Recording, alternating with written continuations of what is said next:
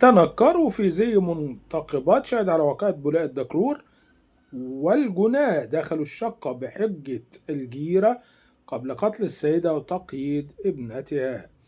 شهدت إحدى المناطق السكنية واقعة قتل مأساوية هزت مشاعر الأهالي بعدما لقيت ربة منزل مصرعة على يد شخصين تنكرا في زي سيدات منتقبات وتمكنا من التسلل إلى شقتها بدعوى أنهما من الجيران. وبحسب روايات الجيران قام الجانيان بتقييد ابنتها وسرقة مشغولات ذهبية من داخل المسكن قبل أن يولوذا بالفرار في ظروف غامضة لتتحول الشقة الهادئة إلى مسرح جريمة صادمة ما زالت تفاصيلها قيد التحقيق.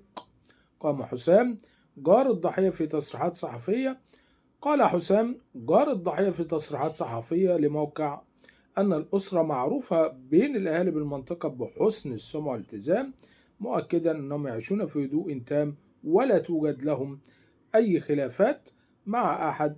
وأضاف الناس دي في قمة الاحترام وعايشين في حالهم ومحدش متخيل اللي حصل، ولحد دلوقتي الحقيقة مش واضحة. وأوضح حسام أن بداية الجريمة كانت بتقييد الابنة وتابع البنت اتربطت من إيديها وتحط لها كيس أسود على وشها، وأشار أن الأم فوجئت بالجنافة وخروجها من الحمام لافتا إلى أنها كانت تعاني من مرض بالغدة. وأضاف الأم خرجت من الحمام فقاموا بتكتيفها وضربها على رأسها وتوفيت نتيجة الاختناق. وأكد قالوا أنهم أخذوا ذهب وفلوس خاصة، إن الست كانت قبضة جمعية، وواحد منهم قال للبنت إحنا نعرف كل تفاصيلك وهيحصل فيكي زي أمك.